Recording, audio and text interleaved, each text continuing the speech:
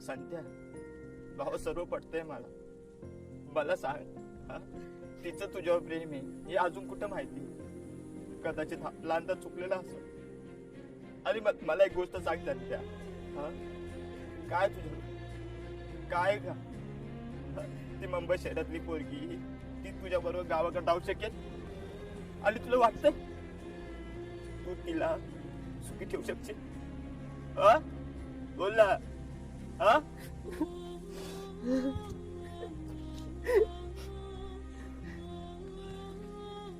सत्या खरं सांगू, हा?